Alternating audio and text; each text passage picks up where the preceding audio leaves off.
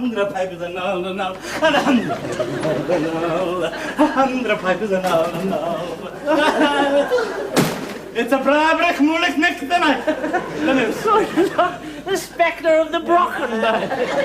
Take the high road, and I'll take the road, and I'll be in Scotland before you. Oh, so listen.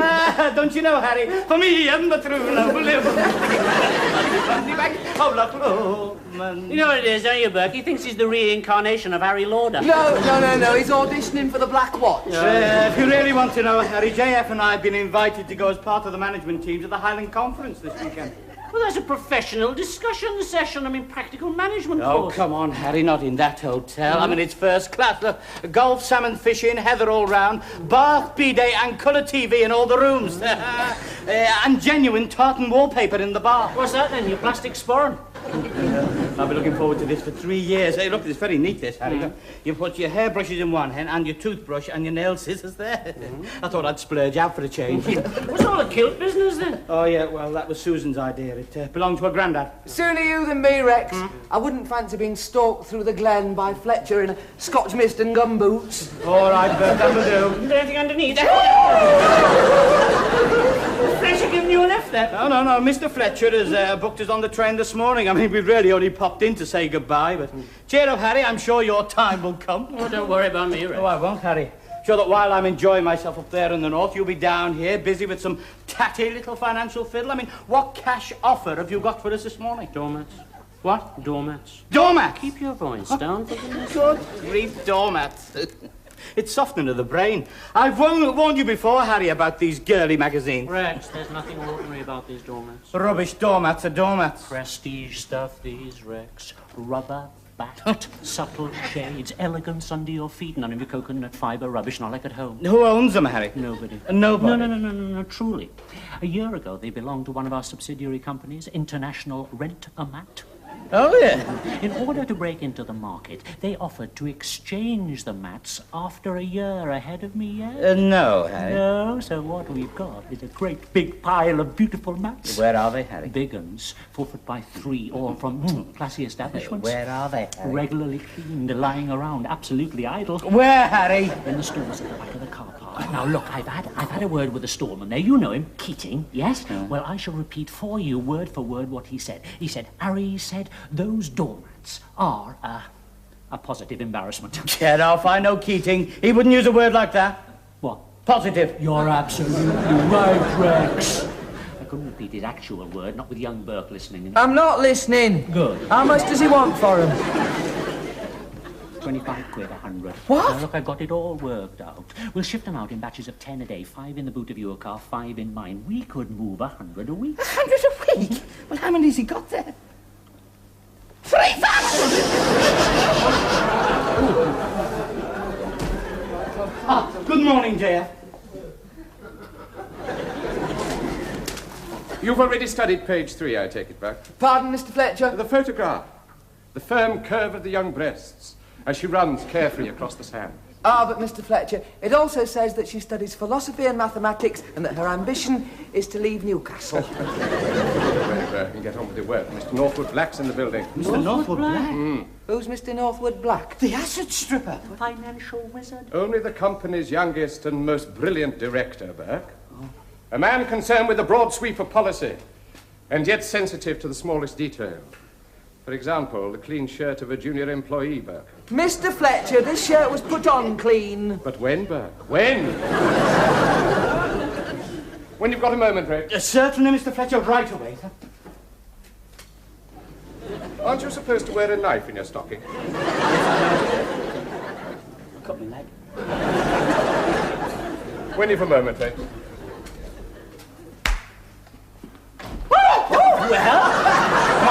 Well, the maths, are you in with me? No, I can't do it, Harry. It's a fiddle. You're windy. Look, I wouldn't touch it, Harry. It's dishonest. What? Wrong, fishy, unethical. Anything else? Look, don't you understand any of these words, Harry? It is underhand, crooked, a swindle, a crime. Quite right, Rex. Thank you. There's far too much of that sort of thing going on nowadays. Is there? Well, leave me to it. Rex, the way you stood out against temptation just now, it was, how shall I put it? Inspiring. Creep-like. Exactly.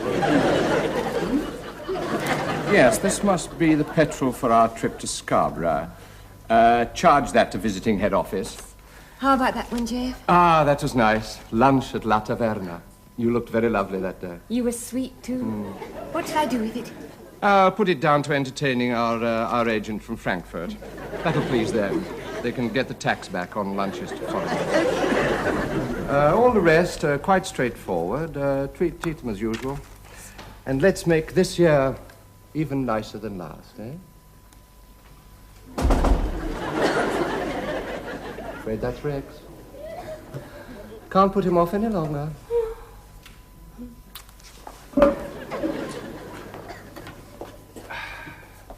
You can come in now, Rex. Oh. You're looking very brave this morning, Carol. Thank you, Rex. Ah, Rex. Rex. As you may know, there's a shareholders' meeting later this morning. Ah, yes, but we won't be going to that, will we, Jeff? We'll be away in the train to Bonnie, Scotland. And at that meeting, I happen to know from Mr. Northwood Black that the directors are presenting the shareholders with a picture of savage cutbacks and stringent economy. Quite right, too, Jeff. In these days, very wise. Yes, the Highland Conference has come under the spotlight. Oh? Oh, it'll go ahead, of course, but on a reduced scale. Rather than cut down its length, which would make it less efficient, they've decided to cut back personnel-wise. Personnel-wise? People below my level won't be going this year. Ah. Yes, well, you'll see the logic of that, I don't doubt. In time. Yes. Well, there we are, then. That's it. Are you all right? I've got to go, Jeff. I mean, I'm all dressed up for it. I mean, I can't wander around the building looking like this all day. I mean, you know, what if Harry finds out? I couldn't face it. No, I am not going out there, Jeff. Ah. Northwood Black. Get out. Northwood Black. Ah, delighted to meet you, sir. My manager said you might... Fascinating. Yes. That wonderfully worded memorandum of yours, I've put it into immediate effect Memorandum? Here, on economies, cutback. Oh, yes. Could I send out for coffee for you, sir? Or perhaps you'd prefer... Campari. It's a little early in the day for me, actually. But there are occasions when we make bend the rules a little. You wouldn't like...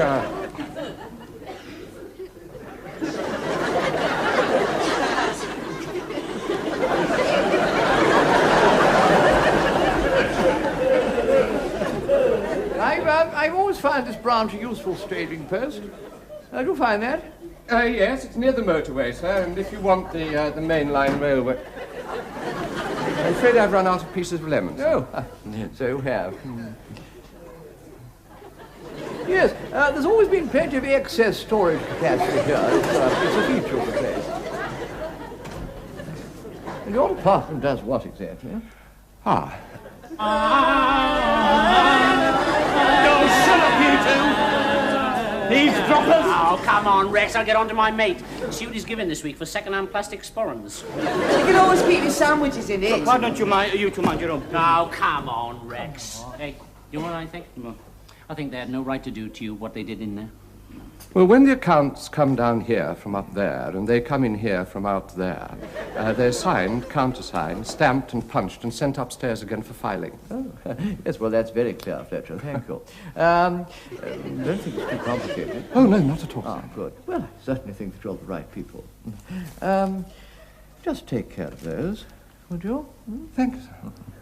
Oh, you're right, Harry. Higher management's always the same. We're best off together, Rex. Hey, we could make a fortune out of those maps. No trouble at all, Mr. Northwood Black. I'll get my staff onto it right away. Rex, would you... Sit down.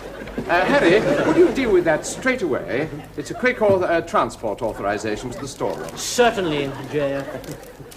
Glad you remembered that, sir. You attending this AGM, Fletcher? No. Pressure of work, sir. Yes, well, it is rather a chore. Still, it's only an hour's drive. Sit down, sir. Just show me where this Storman chappie hangs out, will you? What's his name? Keating. Ah, yes. Yes, of course. God damn it, it's them! What? Mats! The whole flaming 3,000 none of them. Yeah, Look. yes, but he's only claiming them back, Harry. But what right has he got to do that? Well, look there, on the heading. They were used by Casanova Motels. No, look. Director P.B. Northwood Black. They were only renting them, Burke. Look, see, it says there, from International Rent-A-Mat. Good God. He's a director of that as well. He's a director of everything. What do you expect, Harry? That's typical of the way higher management operates. Yes, well, I'm going to have a look in one of their little files. Casanova Motels. I've heard that name before. Well, you should do, Burke. We rent them TVs. I mean, we've been doing the quarterly returns for the past 6 years. Well, I could find something in here about mats. Perhaps I could stop this little deal going through, Rexy. Sure. God, doesn't it sicken you? There's nothing in here about mats. It all seems to be dealing with quarterly television rentals. Well, you didn't think you could win against someone like P.B. Northwood Black, do you, Harry? Hey, it's funny.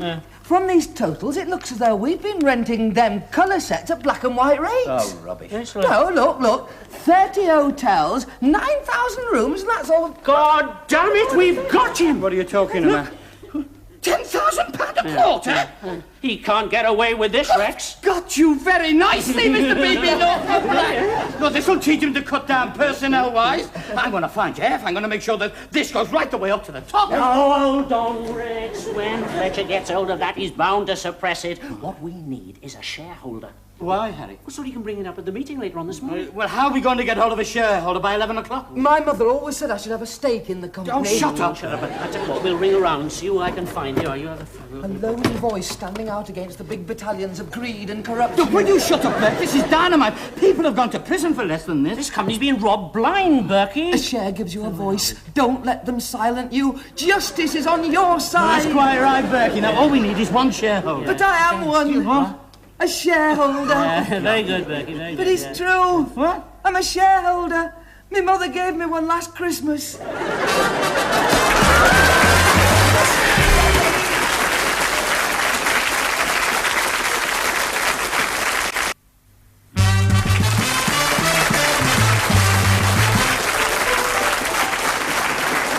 What do you think about that, then, J.F.? Well, it's hardly Watergate, is it? Mr. Fletcher, this is corruption. Corruption? I don't think you understand the situation, Burke. Outside this warm little pond we all swim about in so happily, there's a dark, cold, vicious sea full of marauding sharks like Mr. Northwood Black. They eat little fish like us for breakfast. Would you like to be Mr. Northwood Black's crispy crunchies, Burke? No, Mr. Fletcher. We are taking this very seriously, J.F. And we are looking to you for moral leadership, Jeff. Quite right. It does seem scandalous, on the face of it. Tell you what, just leave it with me, Aaron. The photocopies have been made, J.F. Yes, and put in a very safe place. Yeah, well, that was very thoughtful. Tell you what, I'll take it up to Scotland. I can show it to the chairman there when we get to Eagle Glen. You may not get the chance, J.F., and of course, there'll be none of us there to remind you to do it. Quite right. What you really mean is to bring it out into the open, yes? Yes. Well, we've got a golden opportunity. The shareholders' meeting later this day. Exactly. Get it brought up there. But there is a snag. We don't have a shareholder. J.F., Burke is a shareholder. What? His mother bought him one for Christmas. Yes, and we demand that he has time off to attend the meeting, J.F. I'm entitled to it. Of course you are, Burke. Of course, my dear Burke. Oh, thank you.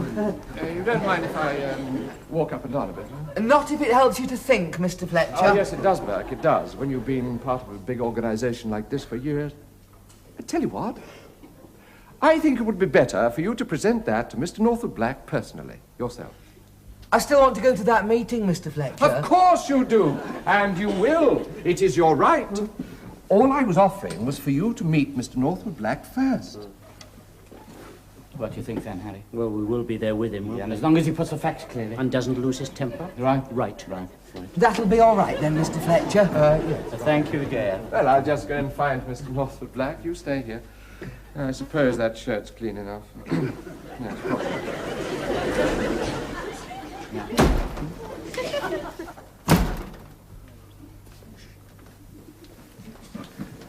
It started. The knives are out. They're out to get me. Who are? They are. Oh, Carol, you're the only one I can trust. This swinish ingratitude. Carol, get me a list of the staff absences. Including ours, Jay? No, dear, no. I want ammunition against them, just in case. There. Ah, good girl.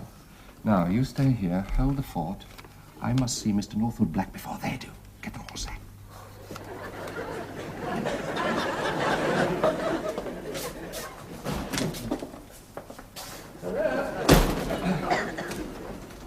Excuse me. Sir, have you seen my driver? This way, sir, I think. What was all that about, Harry? Thought I'd better warn you, sir. There may be a spot of trouble. This way, sir.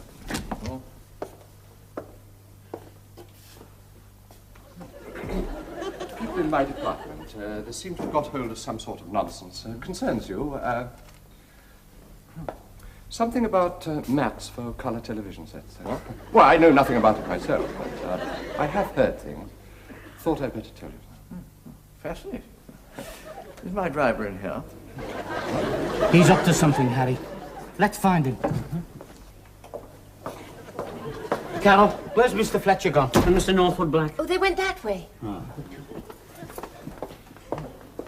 Oh, have you seen my driver? No. Would you like me to call him for you? Right now, Harry, look, you take the storeroom. I'll cover the car park. Right. Try the canteen, would you? He's probably there. Tell him I'd like him to be in my car, preferably sober, when I'm ready to leave. Yes. Would you like to wait in Mr. Fletcher's office? Oh, thank you so much.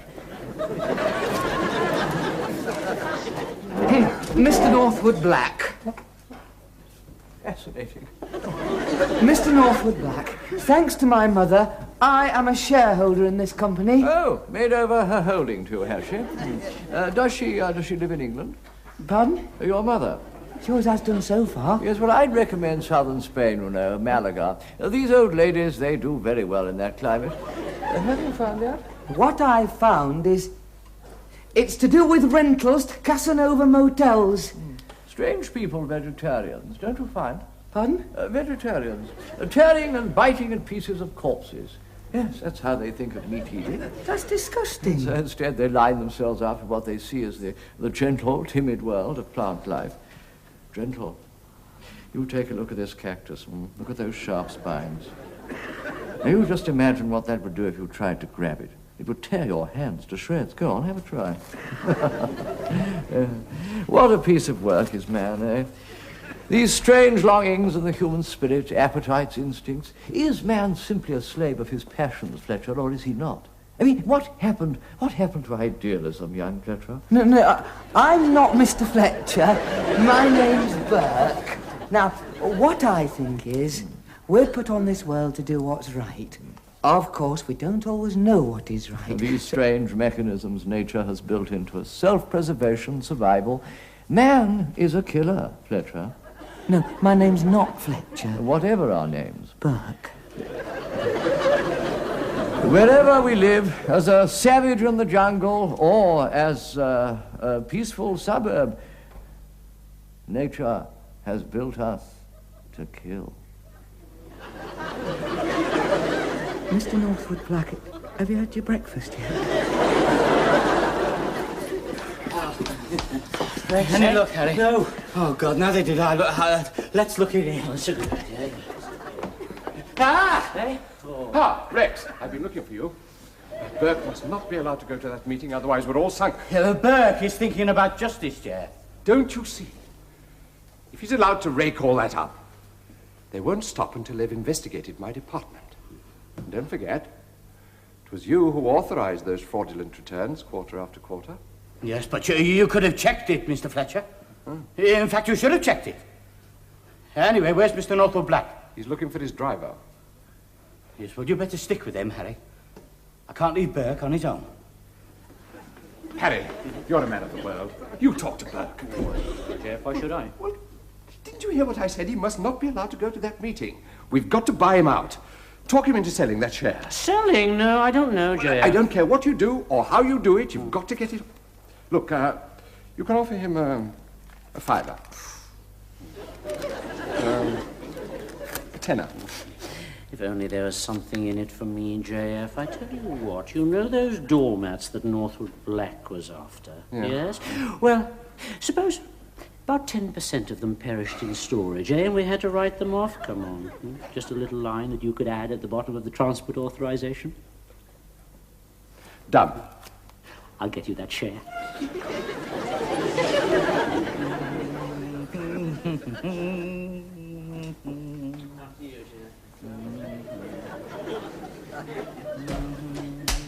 Hello, Berkey. Thinking yourself into your new role, are you, eh?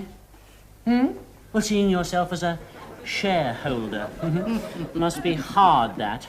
I mean, when you think that most of the things we do here together are designed to conceal things from the shareholder, to keep them, you know, sort of, well, ignorant but happy. I feel a deep sadness about man, Harry. About who? Man.